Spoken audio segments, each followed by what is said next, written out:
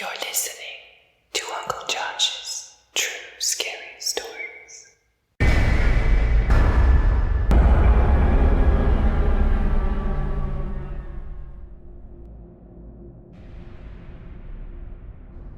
Home Intruder by I Love Pussifer.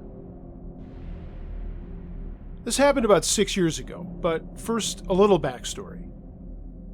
Back then, I was in university and lived about 10 hours away with my parents.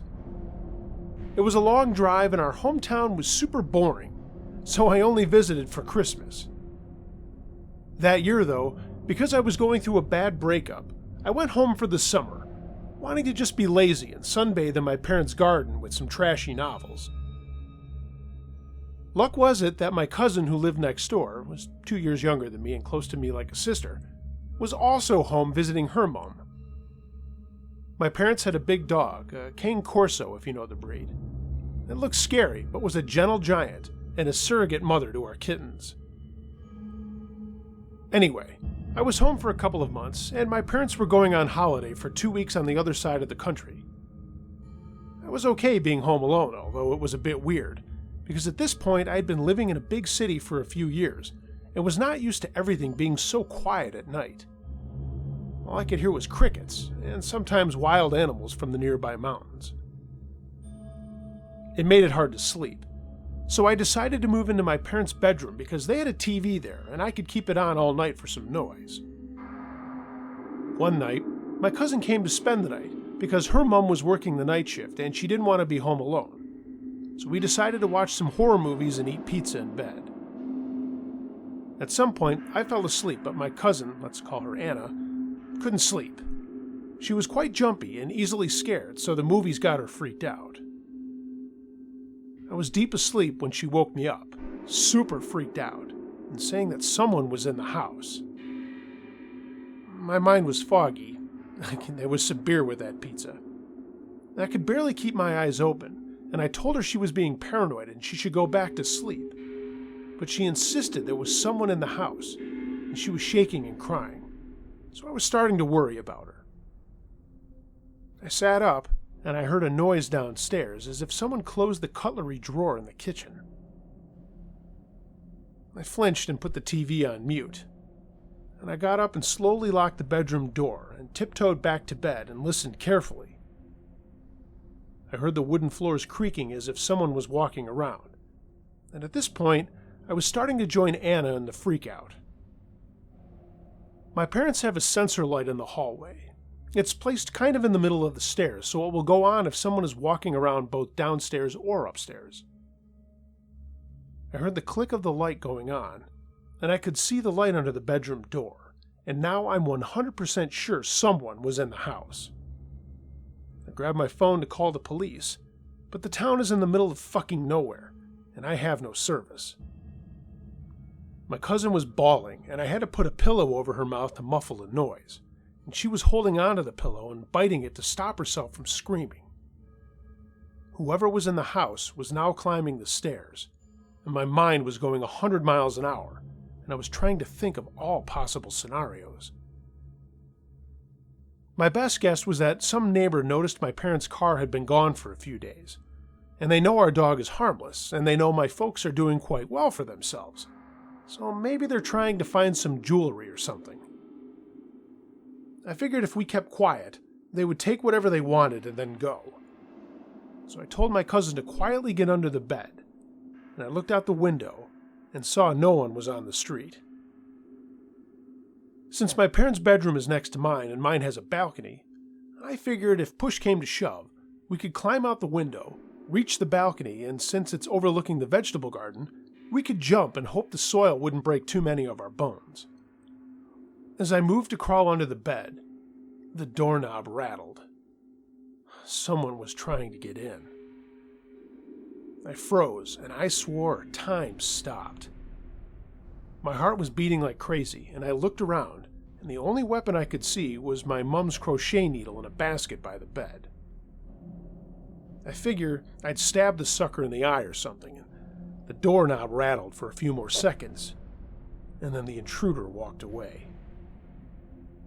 I heard whoever it was shuffling through the rest of the rooms on the floor, but I figured he or she's too quick to actually take anything. Worse thoughts crept into my head. My dad's a detective, and he worked some horrible cases involving sex trafficking rings and stuff. So what if someone was here for him? It wouldn't be the first time our family was threatened. But if that was the case, I might be dead by morning, and the thought shot adrenaline through my body. When I couldn't hear anything for a few minutes, I decided I had to get out of the room, find some cell service, and call the police. My cousin begged me to stay, but all I could think about was as if someone was after revenge. They could burn the house down with us in it or something. Also, stupid as it may sound right now, I was really worried about my dog, too. She was out there all alone, and if someone was to approach her, she probably would just lick their fingers before they shot her or something. Anyway, I took my phone, my crochet needle, and left the room. I stepped into my parents' dressing room and took my dad's baseball bat, and then made my way downstairs. The front door was wide open, and as I walked outside, I could see a man running away. I immediately called the police, and to my surprise, they told me a call was already made for that address. They were on their way. I assumed my cousin somehow called when I was gone, so I didn't question it, and the police arrived in less than a minute. It wasn't my cousin who called, and it took us a while to understand what was going on, and the officer was as confused as we were. In the end, what happened was, my neighbors were not aware I was home for the summer. They knew my parents were gone, and when they saw the lights on in the house, they started to worry. I didn't lock the door that night, and my dog had the habit of opening it with its paws and napping on the sofa downstairs.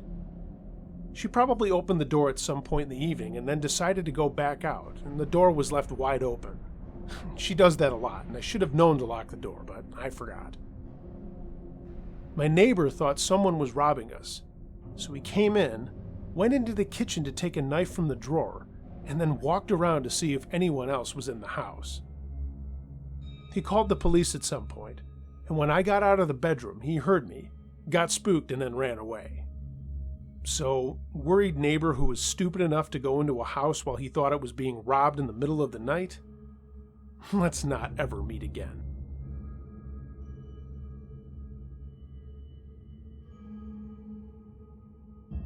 Motel Ghost by Jamie.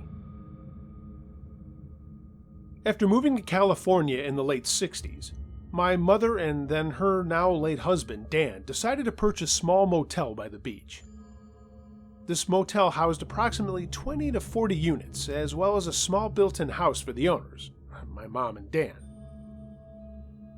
At the time, Mom and Dan had 4 children, 2 boys, Carl and Andy, ages 15 and 2 respectively, and 2 girls, Beverly and Ann, 13 and 11. All of them lived in the house, which had plenty of space for them. The strangeness began around 6 months after moving in. Guests would sometimes complain of bad wiring, causing things like TVs and lights to come on, or the footsteps in the room above. The wiring was quite good, as Dan was an electrician, and he would check over the wiring after the complaints. As for the noises upstairs, more often than not they were just guests. But on occasion, they would check the registry to find that no one had been in that room, especially on the night in question. For about the next 2 years, this continued along with a few other strange things, but they were dismissible. Lost items would reappear. Doors that were supposedly locked were found open, and there were cold spots in the summer, all of which is usually explained away as the wind or a bad memory. This was Carlsbad, California, though, and in the summer it can be in the hundreds. One room, I believe it was room 22, had a habit of attracting bad people for some reason. I don't know if this had anything to do with the ghosts, but it was a room that you could count on things to be broken in by checkout time. The strange things were beginning to happen more and more often by the time Andy was 4 years old. The set occurrences seemed to happen more often, and then the real strangeness began. One morning, while Mom was fixing breakfast, Andy came wandering in sleepy-eyed and out of his room carrying something. With the usual "Morning, honey," Mom greeted him and proceeded to ask him what he was carrying. Presenting a small tin soldier to my mom, Andy said, "The little man gave it to me, Mama." The soldier was the type that children would have played with about 100 years ago, heavy and solid. It showed signs of aging, according to my mother. She would know. She went on to own an antique shop after the motel was sold. After questioning the sleepy 4-year-old, my mother was able to find out how he had gotten the toy. He said that a little man who sat on his closet shelf gave him the toy, saying that it was a gift. This part of the story usually makes me snicker more than anything else, because my brother still claims to remember the incident clearly, and says that the man looked like a leprechaun. Well, our family is part Irish. Anyway, he claimed the man was wearing a suit and looked like a normal man, only small and kind of sparkly. There can be no doubt that the soldier existed, as it was in our family for about 8 years, and no one knows what happened to it since. As for the little man, was he real? And if so, what was he? If not, where did this antique toy come from? And that's not the end. Out in the garage of the house, Dan had a small workshop complete with a workbench and various power tools. On the top of the workbench there was an old radio, the old type from the 50s with about 5 knobs on it and a polished aluminum face. This one was just like that, but the knobs on this one had an odd way of just flying off. There was one time when Dan and Andy were both in the workshop, and they claimed to have seen the knobs hover in the air for about 30 seconds before shooting off across the room. In the workshop, oftentimes things like wrenches and saws would disappear, only to show up again a few weeks later. And this place seemed to get a bit more activity than the rest of anywhere else. And one winter day, I believe it was in January, Dan was working in the shop, making a few odds and ends out of wood for around the house. He heard a voice which almost shouted, "I'm going to get you where it hurts." That left him shaken, as there was no one around to have said that, and it was not a voice he recognized. He decided to make his way into the house. Putting his tools away and walking outside, he found something that left him terrified. The grass, which had just been watered within a half hour previously, was now on fire. It was just a small patch of grass, about 2 feet square, but it had caught on fire in the perfect shape of a heart. As strange as that sounds, my entire family swears that they saw the charred grass later, and that it was shaped exactly like a heart. Dan put the fire out, and then went inside, nervous as hell. A few weeks after this happened, Dan died. He had a heart attack while at home. That was the end of the strange happenings, and things seemed to settle down a bit after his death. What happened, we might never know, but I do have one last thing to add to this story. My mother decided to find a psychic who might help her find out what had happened, and this was a few years after all of this had come to pass. What the psychic told her was that there was an old sea captain who had been buried under what was now the front steps of the motel. This had happened approximately 100 years ago, and that he was the spirit who was haunting the place. After this, my mother did research, checking public records and the like, and confirmed that a sea captain by the name given to her by the psychic did live in Carlsbad around the time, and that he had died when the psychic said he did. My mother never got the nerve up to dig up the front steps, but she believes that story. Personally, I think the psychic might have been a fake and just familiar with public records, but it's still an interesting story.